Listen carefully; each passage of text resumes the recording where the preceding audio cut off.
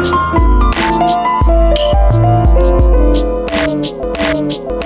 what is going on guys? In this video we're doing a comparison of the Samsung Galaxy S6 up against the LG G Flex 2.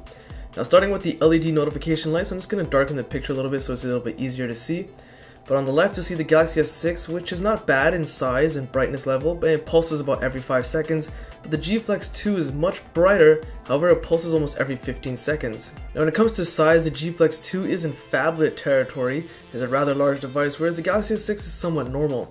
So not only that, the G Flex 2 also weighs about 14 grams more than the Galaxy S6, which makes the Galaxy S6 the far more mobile and easy to carry device of the two. Despite the size difference in weight, and when it comes to general feel, the Galaxy S6 feels okay, it's nothing bad, but it is a flat back surface, so it feels somewhat average. Whereas the G Flex 2, despite being large, feels really comfortable. That's because its body is curved, you got that flex design. Not only that, reaching with the index finger of the power button and volume rocker buttons at the back is really easy as well. It's pretty hard to argue which is a better looking device as they both look pretty sleek. I would have to say that it all comes down to a matter of personal preference. I find that both devices look rather attractive. Now when it comes to discussion of their exact screen size, their exact chipset model, their exact GPU model, so on and so forth, you can find those exact precise details in their individual review videos. You can find links to those videos in the video description. Moving along, the Galaxy S6 has a 1440p screen and it's Super AMOLED, whereas the G Flex 2 has a P-OLED screen and it's 1080p. Generally speaking, it's a little bit tough to tell, but because I have both devices next to each other, I can say that the Galaxy S6 is a tiny bit sharper than the G Flex 2. Not only that, both of them have some great color pop as they both have some preset settings for color adjustments in the system settings menu. But even with them both on their highest, most saturated setting, the Galaxy S6 still has some slightly better color pop. When it comes to brightness levels, they're pretty equal, they both can get rather bright. And in regards to viewing angles, they're pretty close, but the Galaxy S6 is just a tiny bit better. For storage, the Galaxy S6 only comes with 32, 64, or 128 gigs of internal storage. There's no option for a micro SD card slot, unfortunately, in any version. Whereas the G Flex 2 comes in 16 or 32 gigs of internal storage options, and it does support a micro SD card slot up to a maximum 2 terabytes. In regards to RAM, both of them have the same amount. They're packing in a huge amount of 3 gigs of RAM. Both devices do have an octa-core processor, but there are different types in each device. The Galaxy S6 is pretty good in terms of responsiveness and speed, but you notice that the amount of apps open in the background and multitasking is decent, but not as much as the G Flex 2. Generally, in terms of going through apps and just general day-to-day multitasking, it's pretty average for today's standard on the market, nothing outstanding. However, when it comes to opening the camera app with a simple double tap of the home button, if you implement that setting, it's the fastest phone on the market to open the camera. And it's pretty much the same story with the G Flex 2 in terms of responsiveness and just general day-to-day tasks. It's really snappy and it performs great, but as you can see, the amount of apps open compared to the Galaxy S6 is incredibly different. There's way more open on the G Flex 2. Generally, going through your recently opened apps list has about the same responsiveness as the Galaxy S6. And playing the top graphic Android games on each device is a great experience. Both devices have fantastic screens, a powerful octa-core processor and GPU. Despite them being different, they still perform awesome. Now when it comes to connectivity, both devices do have support for NFC chip, Bluetooth, GPS, Wi-Fi which supports 802.11a, B, G, N, and AC, DLNA, and they both also have an IR blaster, which means you can use each device as a universal remote control for your various home theater devices if they can be detected. And of course, they also allow for screen mirroring because they use Miracast technology, which basically allows you to wirelessly mirror whatever's on your device straight to your TV if you have some sort of Miracast device connected to your TV. But the Galaxy S6 has a few more advantages. The first, of course, is that fingerprint scanner, which is located on the home button, and there's also a heart rate sensor just below the flash on the rear of the device. While the G Flex 2 doesn't have as many physical connectivity options as the Galaxy S6, it does have its own physical exclusive features. The first being, of course, that flexing body, and then of course there's that back in which you scratch it, it can actually heal over a matter of time with some friction and heat. Be warned though, if the scratches are too deep, it will leave a permanent mark, but lighter scratches do tend to fade. Now apart from the audio, which is still being captured from my microphone, you're seeing footage taken with the rear camera of the Galaxy S6. This is 4K footage compressed down into 1080p, and has a 16 megapixel rear camera. And I have to say that this Galaxy S6 does have the best camera I've ever seen in a smartphone. Not only does it have great sharpness in terms of detail, it has some great color reproduction as well, and the same can be said about pictures. Now in regards to the G Flex 2, it has some decent picture quality. It has a 13 megapixel rear camera.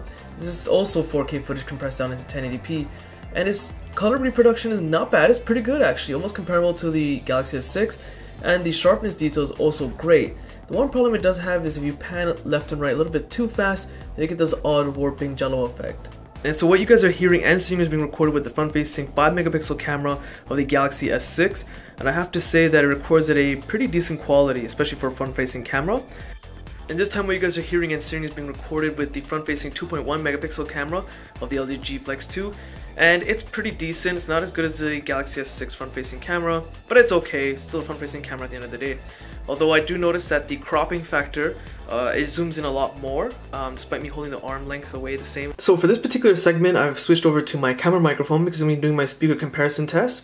So I'm playing the exact same YouTube video, which is from my YouTube channel, on each device at the exact same time spot. Both of them have their volume maxed out. And what I'm going to be doing is actually lifting up the G Flex 2 because it has its single speaker underneath the device, whereas the single speaker of the Galaxy S6 is just over here, so there's no need to lift it up. So let's start with the Galaxy S6 and see what kind of result we can get. Additional amount of grip, something improved over last year's model.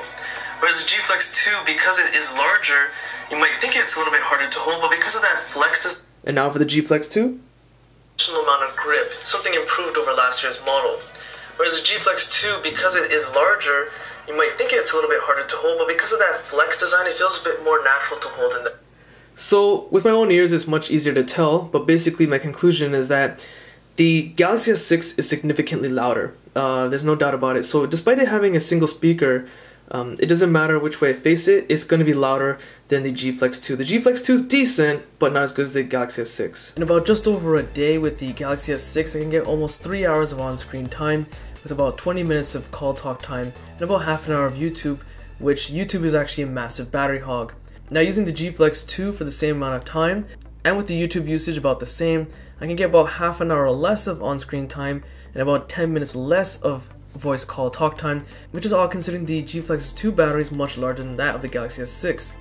Both devices do have a power saving mode, except the Galaxy S6 has 2 of them, and both of them do have a fast recharging adapter in which you can recharge about half the battery in roughly 35 to 40 minutes.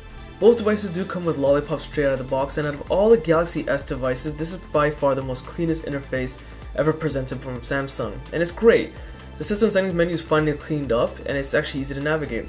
But there are some problems, like say for example the app drawer. If you haven't received a certain update like myself, you'll notice that the app drawer apps aren't in alphabetical order, and they can't be rearranged unless you receive that very specific update to fix it. Not only that, the notification drawer has a brightness control level, S-Finder and Quick Connect permanently there. You can't remove it, and I don't understand why. Not only that, if you turn off mobile data, you'll always get this pop-up window telling you that, hey, you turned off mobile data, you have no internet connection, which is really annoying. Generally though, the interface is very presentable, and the system settings menu looks long and extensive and complicated, but it's actually really easy to use. You have some cool features like themes, which means you'll no longer have to probably download a custom ROM to really customize your device. And it's not just icon packs in the themes, you actually change the whole system. And there are also some exclusive features with the G Flex 2, for example that knock code pattern. If you don't have the right one, the screen won't unlock. So I'm here going to put it in my correct one, and you'll see it's going to unlock the screen. As for the navigation control buttons at the bottom, like the back, home, and multitask button, you can actually rearrange them within the system settings menu. Something that could only previously be done with CyanogenMod, for example. And to see more exclusive features for the G Flex 2 and the Galaxy S6, be sure to check out their individual tips and tricks video. You can find links to those in the video description. And you also have Qslide Apps, which is some preset apps that come straight from LG with the phone. And these are basically apps that allow you to slide them across the screen. They're basically just floating windows, and you can make them a bit more transparent, but you'll notice that the frame droppage happening there. It keeps up with my finger when I'm dragging it, but it does have some bizarre frame droppage and stuttering. It also has the multi-window function, something that Samsung made really popular. And for the most part it works okay, but it's just, I don't know, something about it, it doesn't respond as well as say on the Galaxy S6. And as you would expect, Samsung does it the best. They were the ones that made it popular, but they also have their own mini floating window function. Not all applications, but many of them, including Google Chrome for example, you can make it into a floating window if you want to. And of course, as for its own multi-window function, it's a lot smoother when it comes to just switching between apps and just adjusting its size. For call quality, something we can't forget, despite these phones having all these additional features, the Galaxy S6 is okay. It's nothing amazing, it's just pretty average. Whereas the G Flex 2 is one of the best devices I've ever used when it comes to making a phone call. The quality is outstanding. Despite the Galaxy S6 having the speaker in an odd spot, but it is louder than the G Flex 2 and has a slightly sharper screen, that actually makes the Galaxy S6 the slightly better multimedia device of the two. The Galaxy S devices have changed quite a bit over the years, and the Galaxy S6 is by far the cleanest in terms of physical presentation and software. Now it does have some minor bugs as I mentioned, but generally speaking it has one of the best screens and cameras on a smartphone that you can find on the market. That doesn't mean it's not without its flaws. There's something very important to mention, which I mentioned in this video, but generally though, this is Samsung's effort to make it a very sleek, elegant looking device with a cleaner software that they have finally listened to the general public, and they've done a pretty respectable job of it. All they need to do is fix those minor errors, which most of them are software problems. Whereas the G Flex 2, well, simply put, is not going to receive as much love as the Galaxy S6 simply because the Galaxy S6 is a Samsung device and this is an LG device.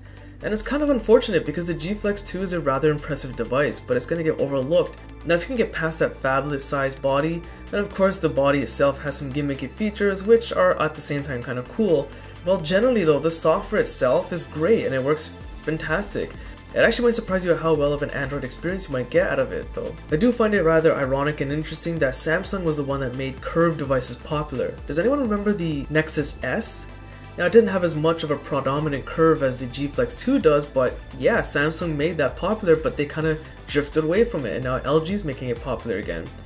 Generally though, be sure to check out their individual video reviews, tips and tricks videos, camera sample videos, a whole bunch of other videos regarding each device in the video description. Be sure to check out my Facebook, Google+, Twitter links also in the video description. Hit the like button, subscribe, and thanks for watching.